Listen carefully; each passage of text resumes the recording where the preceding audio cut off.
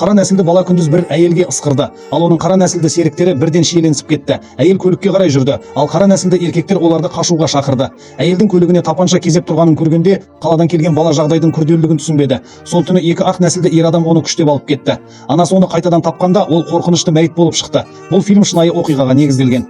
14 жасар бұл қарбалас Чикагода өсті. Ол бай отбасынан шыққан. Анасы әскери әуе күштерінің штаб пәтерінде жұмыс істеді және сол жердегі жалғыз қара нәсілді әйел болды. Әкесі соғыста қаза тапты, бірақ анасының махаббаты оған үлкен сенімділік берді.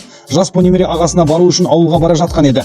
Кетер алдында анасы оған оңтүстіктің солтүстіктен мүлдем өзгеше екенін және ақ нәсілдерге өте сақ болу керектігін бірнеше рет ескертті. Бұл оның ескертулерін елемеді.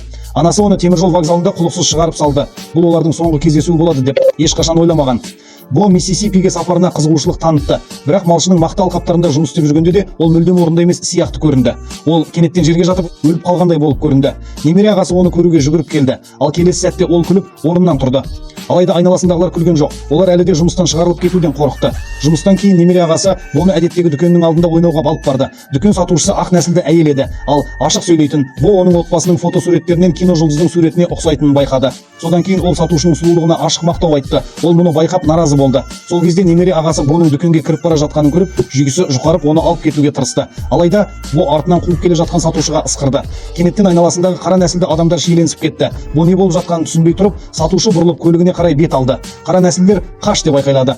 Бо үрейленіп көлікте отырып алып кетіп бара жатқанда жағдайдың қаншалықты күрделі екенін түсінбеді. Дүкен сатушының олардың көлігіне тапанша кезеп тұрғанын көргенде мені шатасып қалдым. Менің ескі үйімдегі анам Тиэл Чикагода бұрын соңды болмаған нәрсені алдын ала сезгендей болды.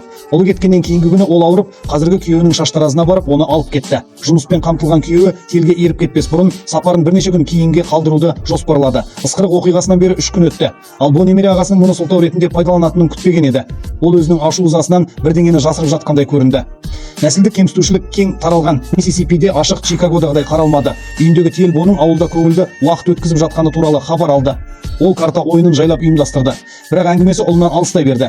Радио күндізгі жаңалықтарды таратып, қара нәсілдердің өлтірілгені туралы хабарламаларға толы болды. Аға, сен үйреніп қалғансың. Бұл жүзді көріп, үйіне оралып, бірден радио тыңдады. Жиеніне жақсы тәжірибе сыйлау үшін отбасы оңтүстіктегі қатаң нәсілдік кемсітушілікті жасырды. Менің байқаусызда тыйымды бұзғанымды білмеді. Сол түні шақырылмаған қонақтар ағамның есігін қақты. Олардың мақсаты Бо ағамен бетпе-бет келіп, уақыт өткізу болды. Ақ нәсілді ер адамдар күштеп кіріп, әлі толық киінген Боны алып кетті. Оны көлікке күштеп отырғызған кезде әдемі дүкен сатушысының беті ерекше суық болды. Ол аздап басын изеп, Боның тағдырын шешті. Сол түні бір жасар бала адамгершілікке жатпайтын қорлыққа ұшырады. Әлі ұйықтап жатқан Тиэлді телефон қоңырауы оятты, бірақ ұлын ақ нәсілді ер адамдар алып кеткенін білді. Тиэл үрейленіп, баласын табу үшін Миссисипиге дереу барғысы келді. Отбасының көмегімен ол беделді қара нәсілді адвокатқа хабарласты.